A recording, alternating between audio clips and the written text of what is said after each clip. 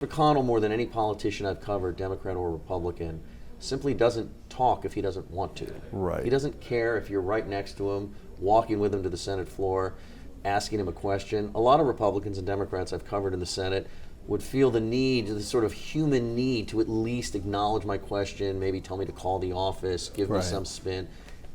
McConnell will just stare stone-faced straight ahead as though you're not even there. Welcome to the Debrief, where we talk to the Washington Examiner's top journalists about the headlines they're covering this week and where the story's going next. I'm Jim Antle. I'm joined today by senior political correspondent David Drucker. David, Senate Minority Leader Mitch McConnell raised some eyebrows when he seemed to sound a somewhat skeptical note about his party's prospects of regaining the Senate majority. Now, on the one hand, certainly that does reflect the consensus among political analysts that the Republicans' chances are better in the House than they are in the Senate for a variety of reasons.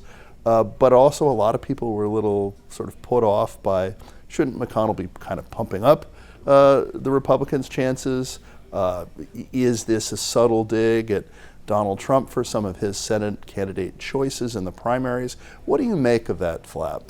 It's been really interesting, and in politics, Jim, I guess language is in the eye of the critic. Right.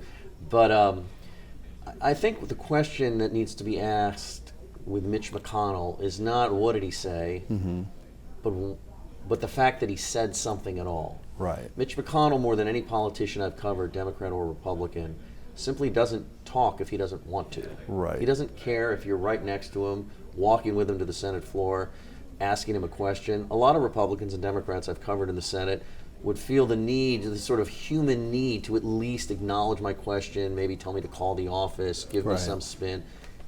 McConnell will just stare stone-faced straight ahead as though you're not even there. So when McConnell decides in Kentucky at a Chamber of Commerce event, as he did recently, to talk very plainly about his party's prospects for winning the Senate. There's probably a greater likelihood the House flips than the Senate. Senate races are just different. They're statewide. Candidate quality has a lot to do with the outcome. It wasn't that he said something that a lot of Republicans, Democrats, political prognosticators have been saying. Wow, Republicans have some tough Senate races after all. Can they win? Some of their candidates don't quite appear up to the task yet. They're not raising enough money. It was, wait, why did McConnell say it? Right. He's never compelled to say anything. And if you've covered McConnell long enough, and you and I have, at least from my vantage point, it means because he had something else to say. And so, you can criticize McConnell, and he's a leader. He's open to criticism, should be open to second-guessing and criticism, but maybe he should just be rah-rahing and cheerleading and pumping the troops up.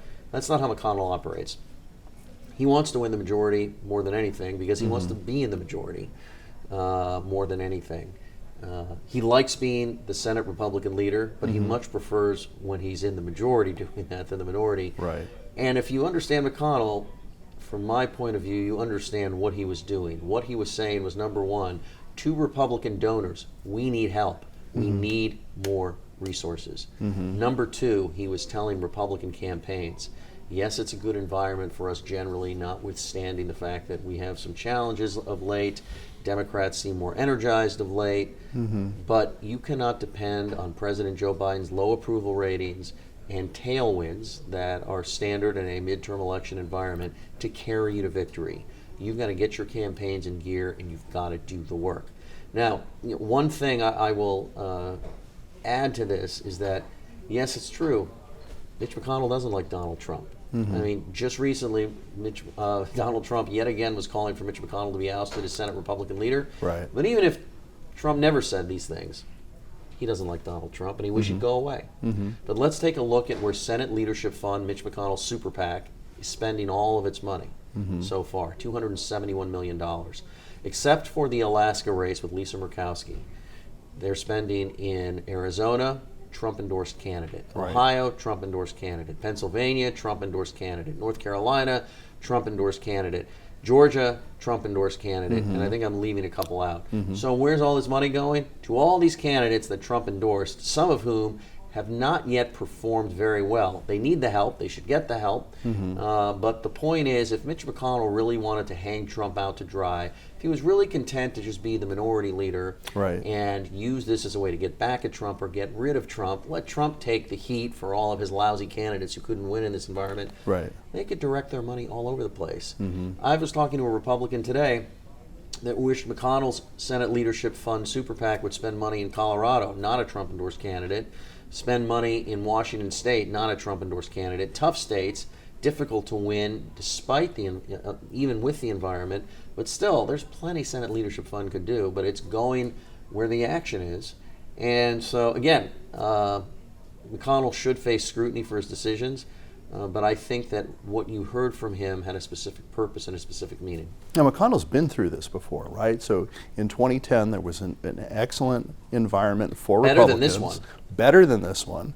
A lot more low-hanging fruit than exists now. And still, because of some bad candidates maybe, or at least arguably made it out of primaries? Yes. Bad candidates in Delaware, Christine O'Donnell, bad candidates in Nevada, Sharon Angle.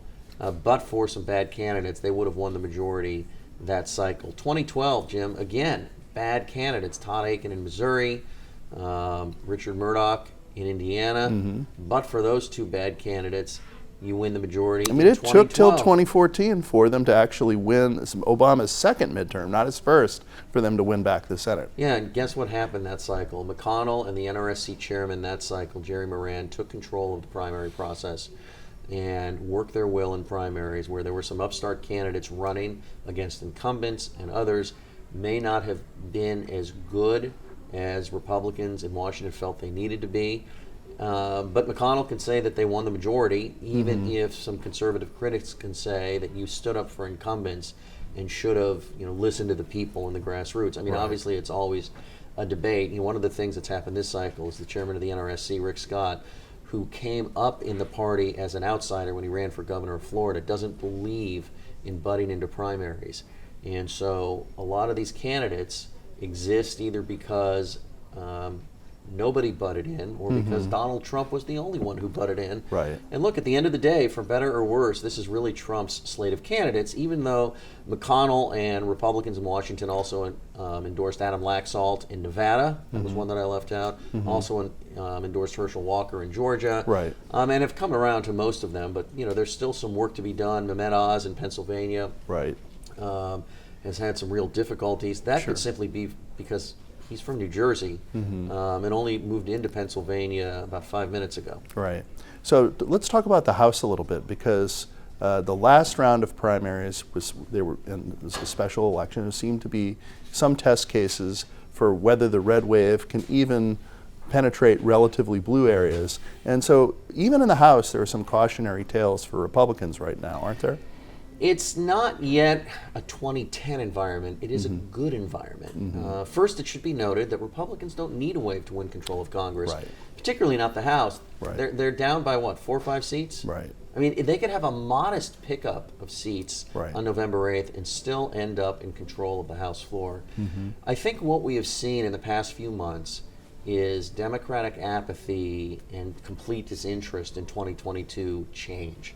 So Republicans are still very enthusiastic. Republicans are still on offense in a number of seats. Joe Biden's numbers really aren't much better. Right.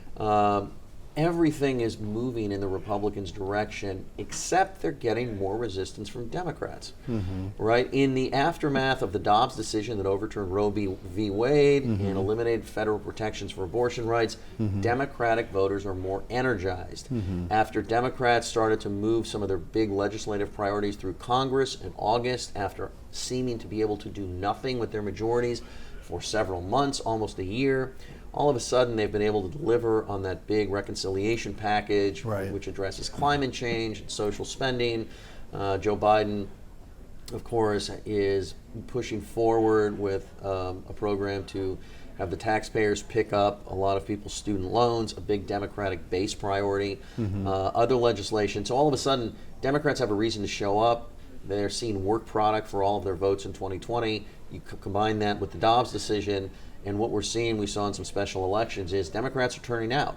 That means Republicans are going to have to work harder. It means some of these reach districts may ultimately not come to fruition for them, it doesn't mean they're not going to win the majority. Now, obviously, the more seats they win, the bigger ability they have to govern, especially when you can imagine in a new Republican majority, there'll be a lot of conservative pushback to what the Republican leadership needs to do to govern, just sign appropriations bills that can get past Biden's desk, things like that. But it's a much more competitive environment right now than it was 3 months ago.